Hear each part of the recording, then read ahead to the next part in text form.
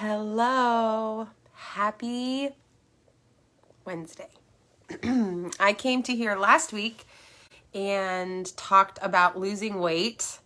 And then the next day, I lost my health.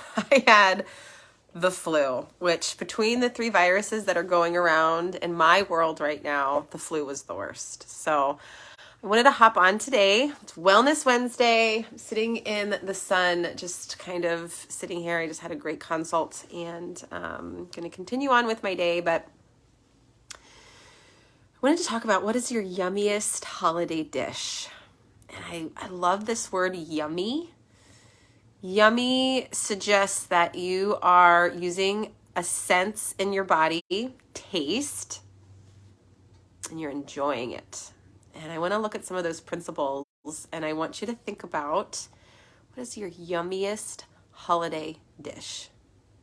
What is that? What is that for you?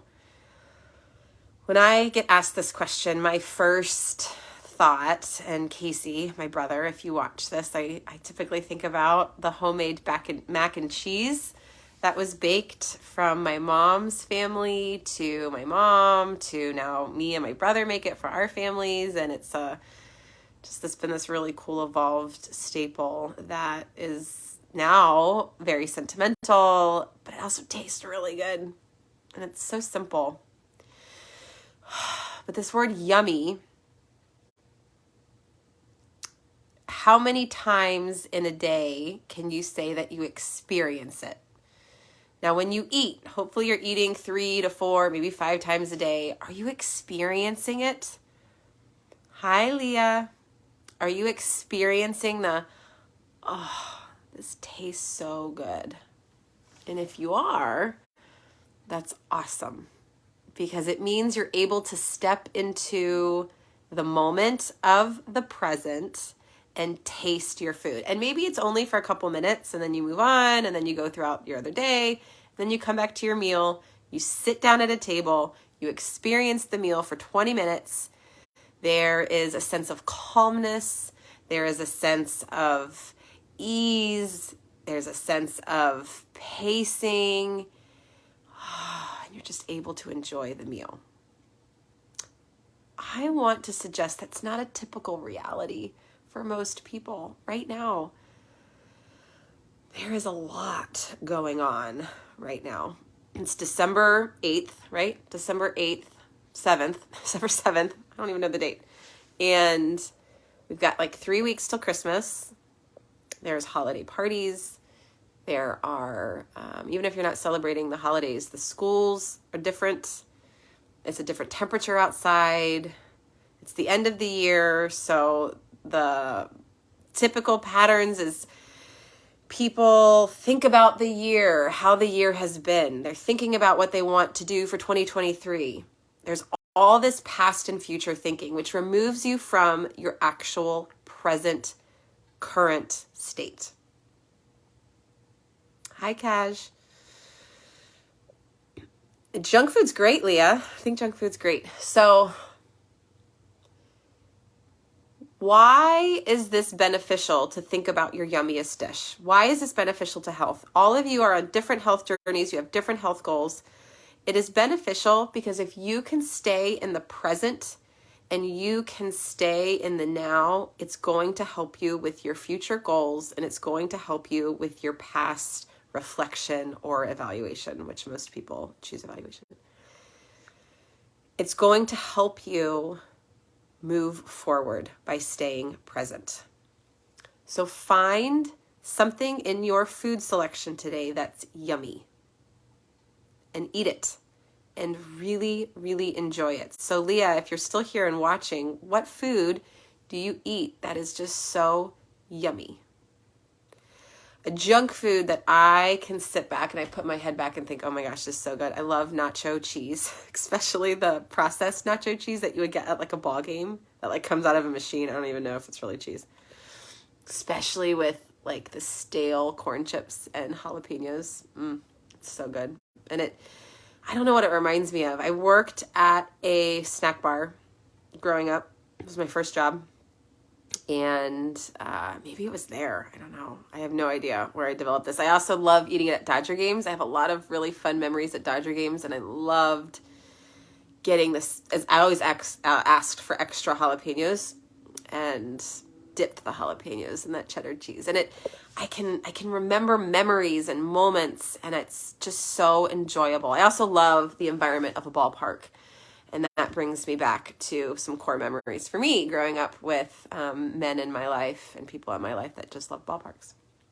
You just ordered McDonald's. Okay, so what about the McDonald's is just so yummy? There's moments when I have eaten McDonald's where I love just the plain cheeseburger, just a simple cheeseburger, and French fries. But after 4 or 5 French fries, I don't enjoy them as much. It's like the first couple are the most yummy for me. Taco Bell. Okay.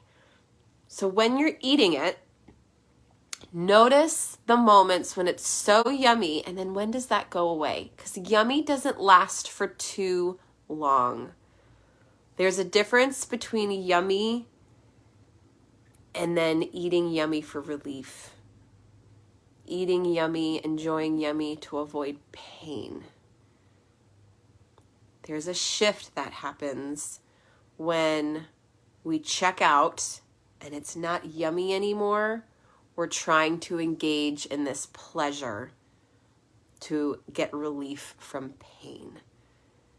And that can happen a lot this time of year because food is all around us between the holidays and the gift giving, and food is a big gift that we enjoy food, but it's actually a relief from hurt or grief or loneliness or emotional pain. And the food is not a great coping mechanism for that. It's not going to help. The pleasure is going to feel good. But a lot of things that we could do to feel good aren't actually productive. Some are legal, some are illegal. Food happens to be legal. We can do things that feel good that aren't actually in our best interest. So by sitting and thinking about this, what is actually yummy and how long does it last? It's probably not very long.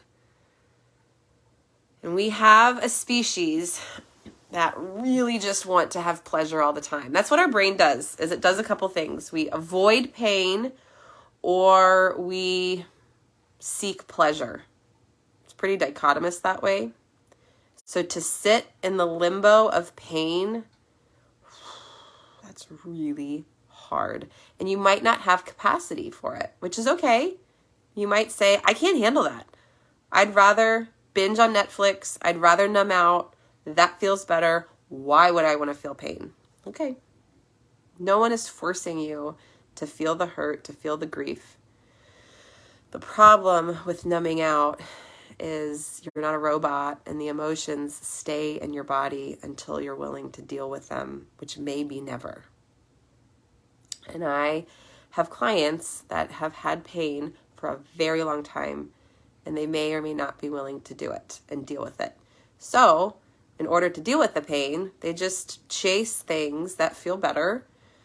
They might do that for a lifetime, and it's called a carrot game that I've learned, where you just chase the money or the fame or the things that make you feel better. Rightfully so, because you're trying to avoid the pain. I don't blame you. But do you have a space where you can have someone say, I see your pain. I see that. And everybody has pain. It's unavoidable. Suffering is unavoidable.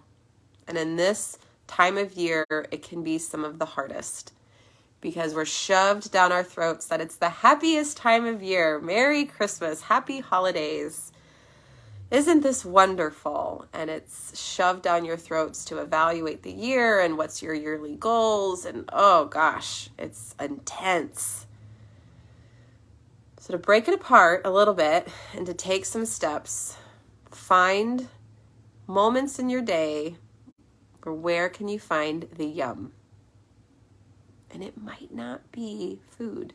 It might be an experience with a person, might be an experience with a partner, a spouse, a friend, a connection. What's yummy? What feels good? And notice how much you're chasing that, either to avoid pain, to avoid relief, to get relief, excuse me. And be mindful of how much you're doing that with food. Because binging, overeating, those things actually don't feel good. Long term. Short term they do. But long term, they're actually hurting your body. And you're ignoring the fullness cues, the satiety cues. And pain can actually be a really healthy way to grow. If you think about when you have like a scab on your leg or something like that, and sometimes a scab is itchy, right? It's painful. You're building new skin. It's annoying. But that can be good pain, helpful pain. I love working out when I'm healthy, and sometimes training, it's painful. Doesn't feel comforting, but it's a good pain. My husband is a coach, and he was showing me a video of some of the workouts he was giving the girls, and a part of me was a little bit envious because they were pushing these really heavy sleds and running, and they just looked exhausted. It was like, oh man, sometimes that type of workout, it's painful, but it's a positive pain where you feel good. We are trained in a society that emotional pain is bad, and what can we do to fix it? And even as a very empath person, I'm a very empathetic person. When someone's in pain, sometimes a year ago, I was quick to hand over a tissue or hand over, something to fix it. But when you actually have someone experiencing their emotional pain, it's really beautiful because they feel safe enough to experience that emotion with you. So to put down the food and to experience the grief, experience the pain is actually very positive, even though it feels crappy.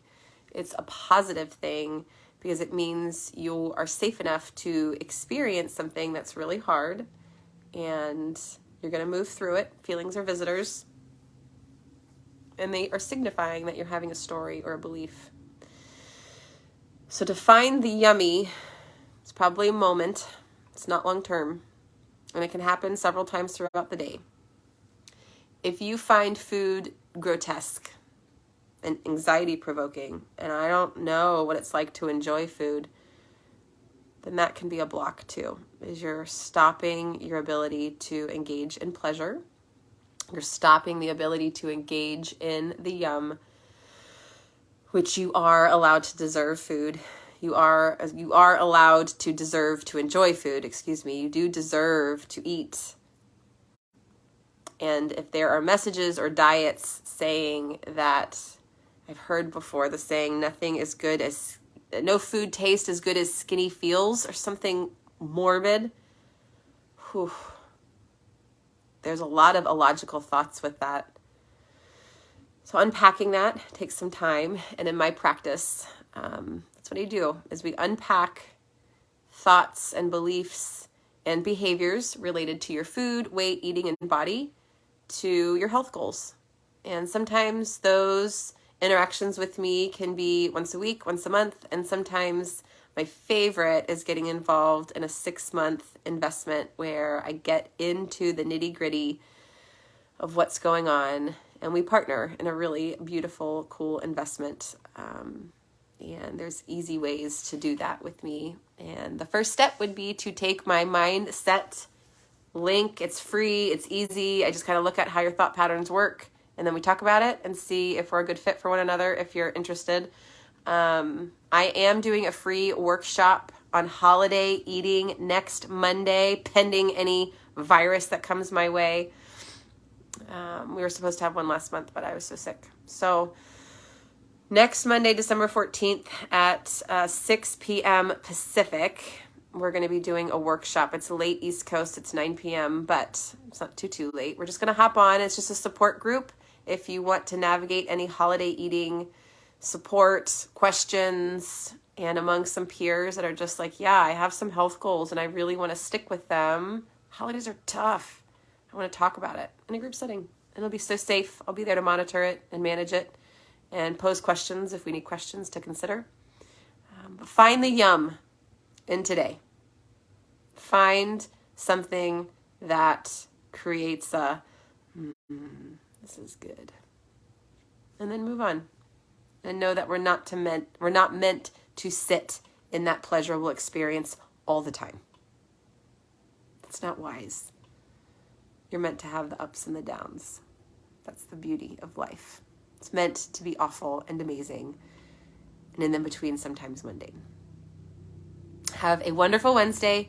Find the yum and reach out if you're wanting support, interaction, or what to engage in what I have to offer. Okay. Talk to you soon.